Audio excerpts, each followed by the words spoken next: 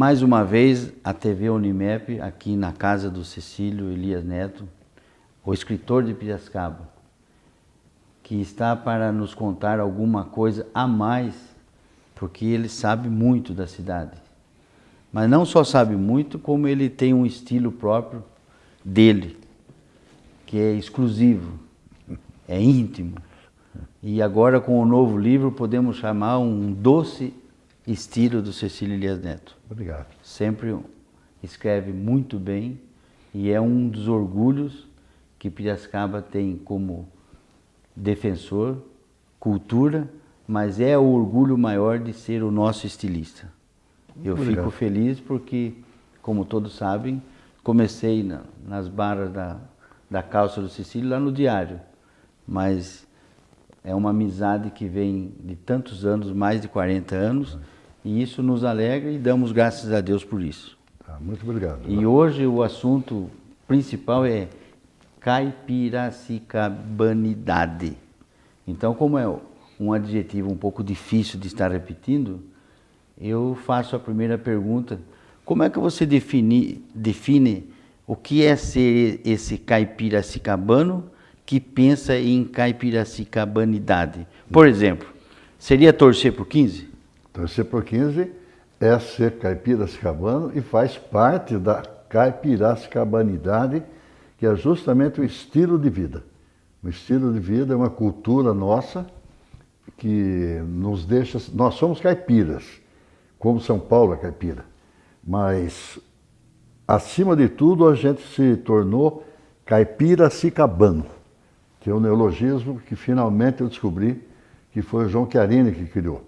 Sim, ele tem uma atitude como se fosse lá no Vale do Paraíba, o Jeca Tatu, que foi criado por Monteiro Lobato. Não, eu acho que é o contrário. Ao contrário. Ao contrário. O Jeca Tatu, inclusive no meu entender, e de outros também, ele foi o responsável por essa visão, essa imagem negativa que existe do caipira. Porque o Jeca Tatu era, no princípio de tudo, ele era aquele preguiçoso, doente, né? Virou propaganda do biotônico Fontoura. Biotônico Fontoura. Tanto é que Monteiro Lobato teve que mudar a imagem dele, porque como vai tomar o biotônico e sendo doente daquele jeito, né? Tá. O Jeca. E o caipiracicabano é aquele que pula na água, nada, então, sobe. Mas eu acredito que a imagem que nos fica é do Joaquim Bentinho, do Cornélio Pires. O Joaquim Bentinho é um caipira esperto, o caipira, aquele tipo de caipira rápido, mineiro. Rápido. Né? Rápido. Isso. Sempre delicado ao mesmo tempo. Eu tenho visto algumas definições de caipira, eu vi uma agora do Antônio Cândido.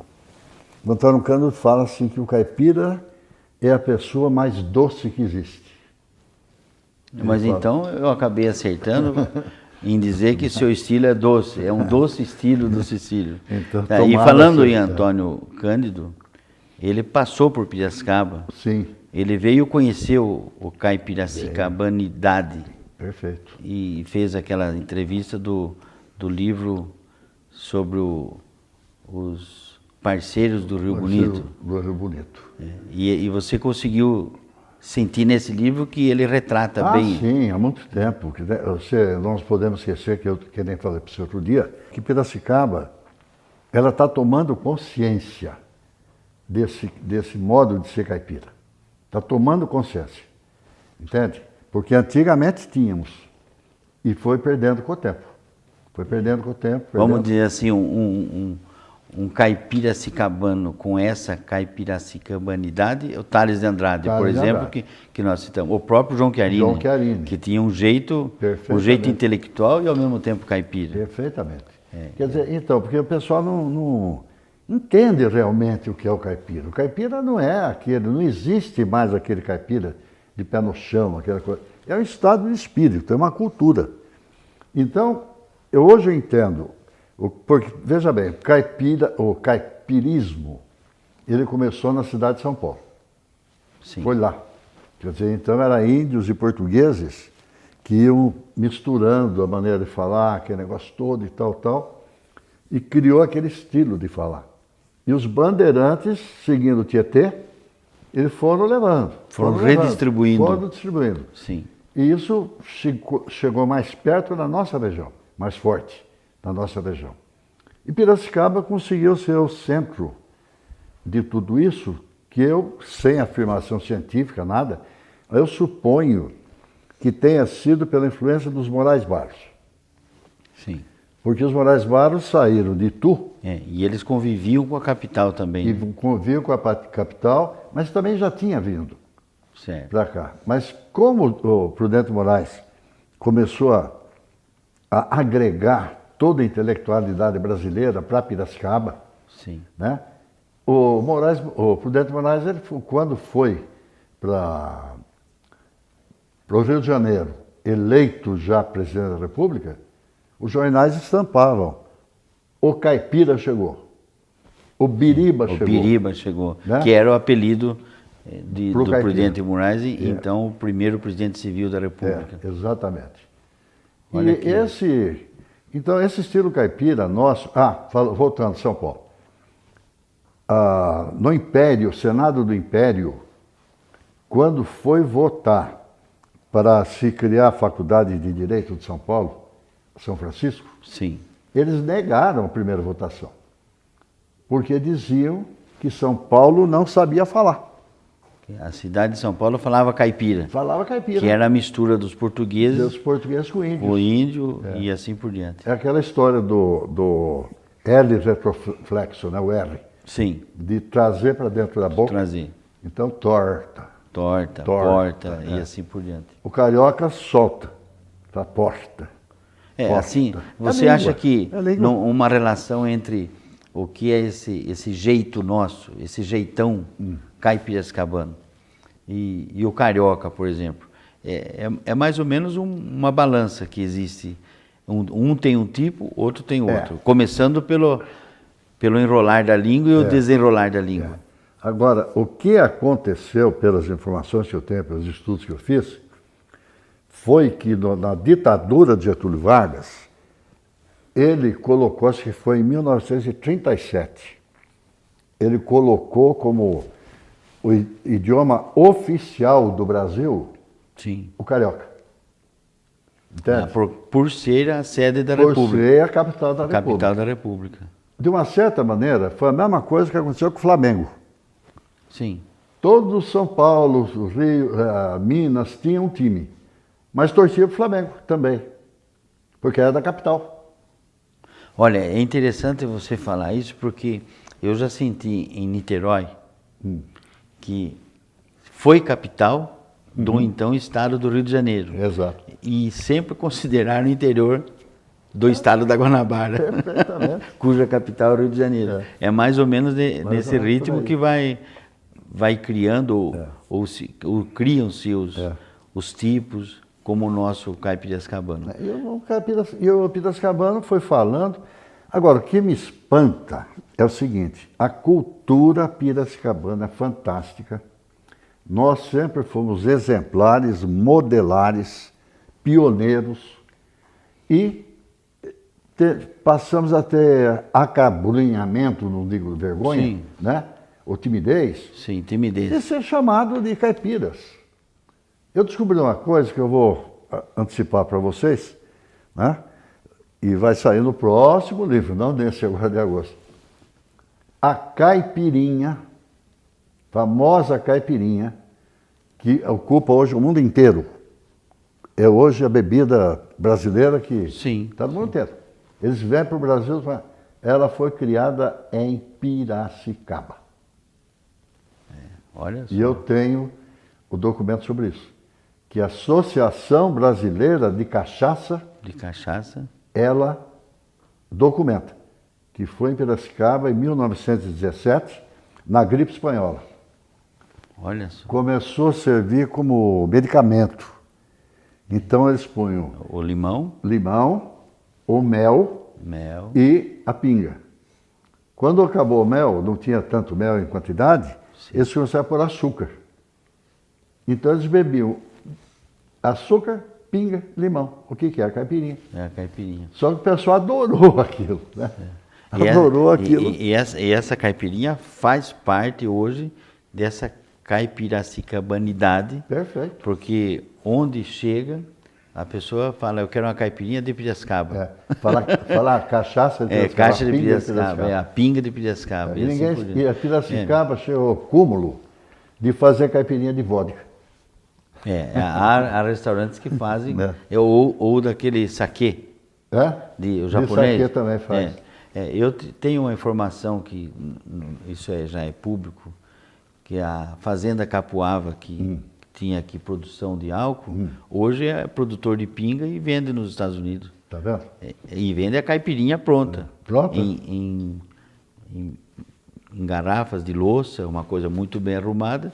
Quer dizer, todos conhecem uma caipirinha de Piracicaba. Só que eles não sabem que, infelizmente, não sabem que a origem foi aqui em Piracicaba. Isso que eu fico bravo.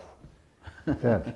Então, você imagina, o sanduíche Bauru, sim, ele começou a adquirir esse nome porque um estudante, ele era de Bauru. Então, tinha apelido de Bauru.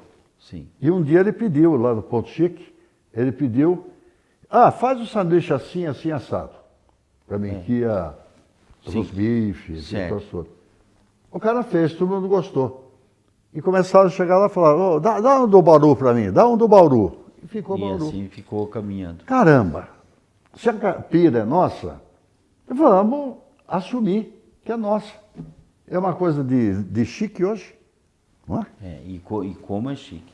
Tá, um outro caso que nós podemos lembrar muito bem é esse lado caipiracicabano que toma conta da Exalc. O pessoal chega de fora, a minha mãe teve pensão por muito tempo e os estudantes vinham e eram tratados como filhos dela. E eles vinham e pegavam o jeito... Eles pegavam o jeito nosso de caipiracicabano ou de caipira, como queira, e criaram um outro estilo de vida e levaram para outros caminhos, que é o caso do ministro Roberto Rodrigues, que até escreveu um livro sobre isso. Escreve sobre o assunto de ser caipiracicabano, né? Inclusive, aí aproveito para dizer como me nasceu, hoje falei para a televisão, como me nasceu a inspiração da província. Sim. Eu estava em Brasília, no gabinete do Mário Andreasa, esperando por uma audiência com ele. E ele não vinha, não aparecia, atrasado. O chefe do gabinete dele, um senhor, para mim eu era um senhor, isso faz 35 anos atrás. E ele começou a se desculpar, falando para todo mundo, né? Desculpa, o ministro está atrasado. Eu não sei o que eu falei. E eu não tenho tanto sotaque caipiracicabano. Né? Eu não sei o que falei, se falei taque duro, carque a moleira, sei lá. Aguente firme. Aguente firme.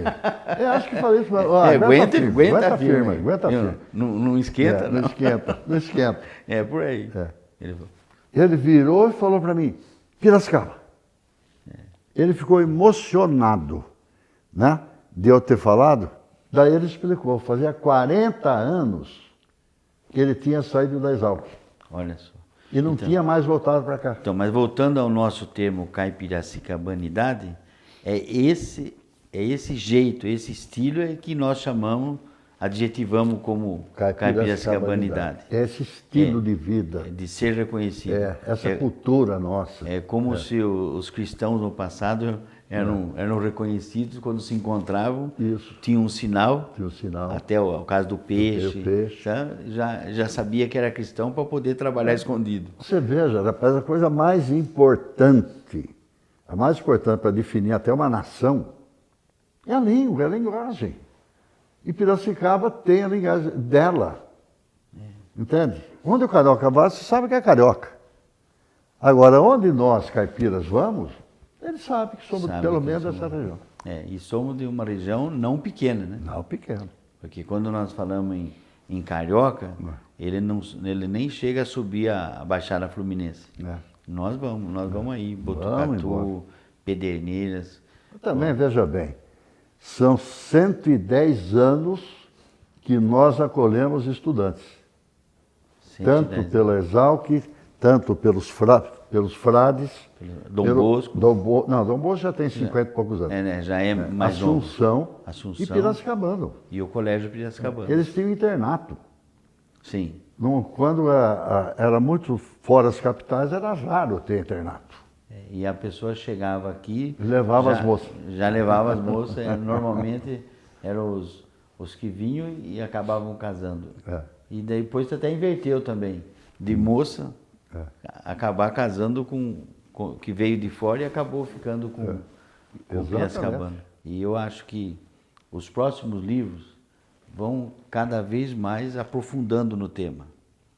E você não deve se preocupar em comentar tudo numa vez, porque nós temos que fazer o caipiracicabanismo na sua forma, no seu jeito, no seu estilo, ser contado sempre.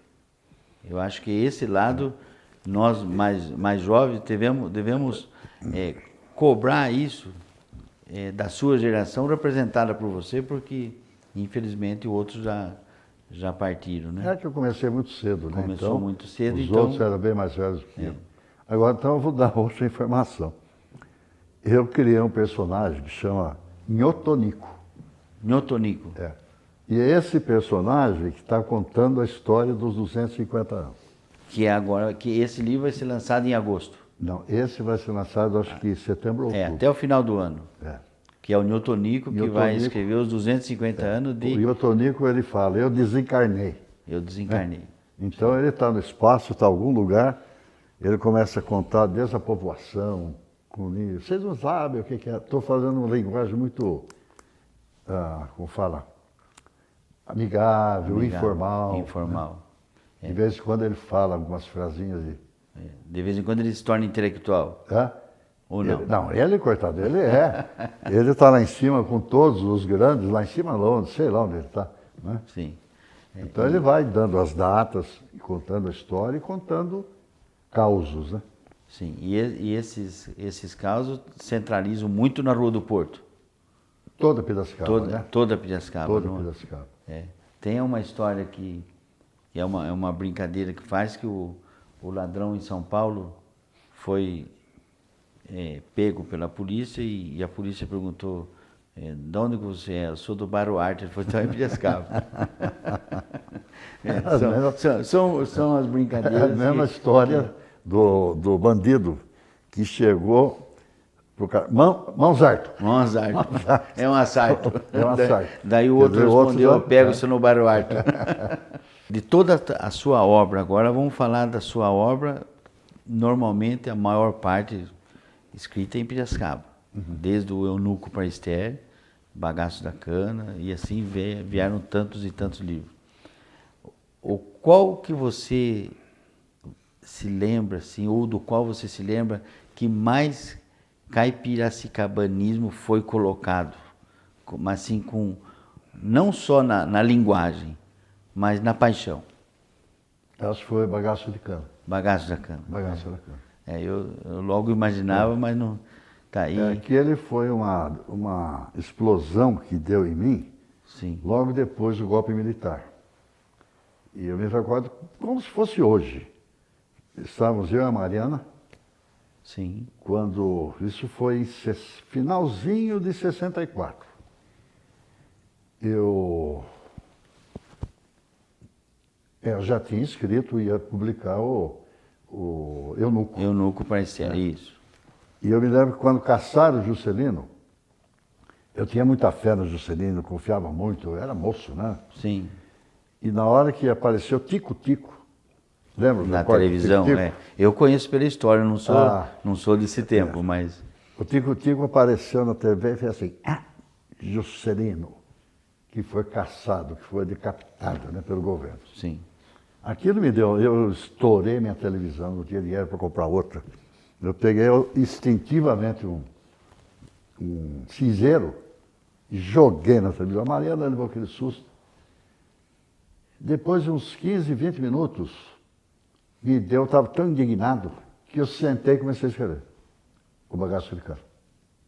Nasceu daquela indignação, daquela revolta de ver aquela crueldade ele mostra que eu estava vendo, né? que seria bom até você, para a juventude, para o nosso futuro, contar assim, pelo menos o enredo da história que passou no Monte Alegre. Eu fiz uma base assim, os canaviais. Aquele tempo são aquelas pessoas menosprezadas daquela época. Era o cortador de cana. Que ganhavam, mas eram escravos. Eram escravos. Sim. Mas às vezes nem ganhavam. Porque depois do ficava devendo no supermercado. Ficava devendo no supermercado. No armazém, né? Aquele tempo era armazém. Na venda. Porque no tempo do Pedro Morgante, o patriarca, sim, ele era espetacular. Ele tinha casinhas, tinha tudo pronto. Eu tenho fotos aí que eles vão à missa de terno e gravata. Entende? Trabalhadores... Eles conviviam espiritualmente com o patrão. Conviviam. Agora, com o tempo, aquilo foi se transformando. Então, o açúcar, ele sempre traz, em qualquer parte do mundo, ele traz crueldade, ele traz miséria, ele traz pobreza. Riqueza, muitas. Mas o povo mais sofrido, ele sofre mais ainda, né? Ele sofre mais. Então, eu estava já preocupado com aquela coisa. Vou contar a história do que está ocorrendo aqui para mostrar que esse horizonte que azul... seria a síntese do Brasil daquela época. Exatamente. Que era o que o povo estava sofrendo. Eu tentei especialmente pela perda de Juscelino. Porque perdeu politicamente o Juscelino, não por causa de morte, que foi bem depois. Grandes. Não, 2 ou 3 políticos daquela época, ele correspondia a um congresso inteiro nosso. Sim. Pela capacidade, pelo amor cívico. E Juscelino era senador pelo Goiás na época. Senador pelo Goiás. Quando ele foi cassado. E Piracicaba... E ia ser candidato em 65. E Piracicaba tinha políticos, vamos dizer assim, do nível, guardadas as proporções do Juscelino, como o Salgô, que era o próprio Luciano. O próprio Luciano. E Cássio Padovani. Cássio Padovani. E que eram caipiracicabanos de verdade. De verdade, jeitão mesmo. Jeitão. Aquele que riscava onde a obra ia passar com o pé, né? Com o pé. Que é o jeito do piracicabano. Hoje um exemplo, eu não sei se você concorda, mas um exemplo tranquilo disso é o ex-deputado Jairo Ribeiro de Matos. Que tudo que ele imagina, ele já vai, faz e fala e repete a coisa. Ele não se preocupa em procurar. O jeito. O Jairo pode simbolizar bem esse caipiracicabano. Esse dinamismo. Essa vontade. Esse pioneirismo, né? Piracicaba, ela se destaca, bem entender, também pelo pioneirismo. Sim, eu acho que... Você vê, por exemplo, as oficinas Crembo, a primeira indústria do estado de São Paulo. Isso é registrado pelo Diário de São Paulo. Que funcionava regularmente como indústria. Em Piracicaba teve Engelberg, que era o alemão, que ele fez exposição dos produtos dele, de Piracicaba, na Grande Feira de Paris em 1900. Coisa de 117 anos passados. Então, um Luiz de Queiroz, gente. Um Luiz de Queiroz. O povo não sabe quem é Luiz de Queiroz. Devia entrar na agronomia de joelho. Deveria entrar de joelho, exatamente. Eu estive acompanhando o noticiário da Exalc hoje. É a única, pelo que eu estou sabendo, única escola que criou uma disciplina chamada Logística da Produção. Veja bem, ela não podia admitir que ensinasse a plantar, a colher, a armazenar, mas não saber como transportar. Quer dizer, olha como é que... E foi fruto de pesquisa do pessoal da Exalc, que é respeitabilíssima. Porque a Luiz de Queiroz era a 5ª escola de agronomia do mundo. Saiu agora essa publicação. Sim. A 5ª do mundo, aqui em Piracicaba. Realmente um sentido de orgulho que nós ficamos muito contentes. Só que voltando no bagaço da cana, lembra-se como que termina o bagaço da cana, para nós começarmos a imaginar que o caipira de Piracicaba pensa em harmonia, lembra-se? Vagamente eu lembro, porque, puxa vida, aquilo foi... faz tempo. 40 anos, né? Sim. 40 anos. Exatamente. E eu me lembro, acho que o bispo fez, o personagem bispo, fez um sermão. O Sermão da Montanha. Da montanha, não foi isso? Isso, exatamente. Então, Então, você sabe mais, ele foi o revisor do livro. Eu digo pelo sentido, por causa da história, porque é na literatura, muitas vezes que não tenha sequer uma data, mas comentando os usos e costumes, que nós vamos entendendo. Claro, E era o que o Brasil precisava, né? Exatamente. E talvez até o que o Brasil precisa hoje, de harmonia, né? De bem-aventurança. Mas é que não tem mais comando, né? Não tem mais líder. Então não infelizmente, não aquele tempo era um outro estilo, né? Agora, você falando dos livros que eu escrevi, eu me permito dizer o que mais carinho eu tenho. Sim. O livro que eu tenho mais carinho, que sou mais eu, foi o Miserere e Meio Amor. Isso, esse aí é o principal para você. Sempre o escritor escolhe uma obra. Até vamos falar, o filho preferido. Tá. Se você, no caso aí, já estamos quase encerrando a nossa conversa de hoje, se você, lá no futuro, vamos chamar aí na posteridade, se você for lembrado por esse livro, você vai se sentir feliz? Eu acho que jamais vou ser lembrado por esse livro. Eu vou ser lembrado só pelas brigas políticas. Pelo missionário caipiracicabano, pelas brigas políticas. Aliás, nem por isso, eu acho, viu? Nem por isso. As novas gerações não... Já esquece, né? Nem sabem do que aconteceu, né? Mas o dicionário continua. Sempre, hoje ainda vieram buscar. Vários pedidos de fora. O Brasil inteiro compra e pede, né? Isso é muito importante para Piracicaba, porque o dicionário está ali sistematizado, o linguajar e o jeitão caipiracicabano, ele está sistematizado ali. E agora a alegria foi que as instituições conseguiram que se transformasse em patrimônio imaterial do Piracicaba, né? Então, eu acho que também isso aí foi um salto. Um salto de qualidade no reconhecimento que Piracicaba dá. Eu já estou percebendo alguns estabelecimentos, alguns lugares, já tendo o linguajar caipira. Sim. Entende? Eu na Rua do Porto, por exemplo, eu falaria, entra aqui, tá aqui duro. Sim, sabe? entendi. Que a Rua do Porto fosse assim um patrimônio desse caipiracicabanismo aí. Exatamente. Tome um gole do jeito nosso. E volte sempre. E volte sempre. Nunca se preocupar na hora da conversa informal, como ensina o professor Pasquale. Nunca se preocupar com a conversa informal. Agora, quando você vai escrever, é outra coisa. Tales Andrade. Quer dizer, quando escreveu, foi um mestre. E quando falava, parecia que era um do mato mesmo. Do mato, né? Tem uma história muito bonita, eu acho que já encerrando, do Tales de Andrade, que ele chegando em São José do Rio Preto, de trem, e era secretário de Educação do Estado, e ele foi numa escola do Mobral e pediu para a professora para que entrasse, a professora autorizou para ele assistir a última aula. E ela disse que depois ele faria a inscrição. Ele foi e sentou-se ao fundo. Qual foi o assombro dessa professora?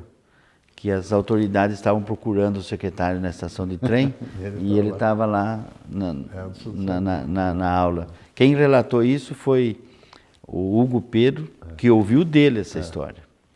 Então você vê que essa caipiracicabanidade, ligando o nome de Tales de Andrade, de João Chiarini, e hoje ligando com o Cecílio nos livros, nesse doce estilo do nosso caipiracicabano, é bom lembrar que caipiracicabanidade tem tudo a ver com humildade.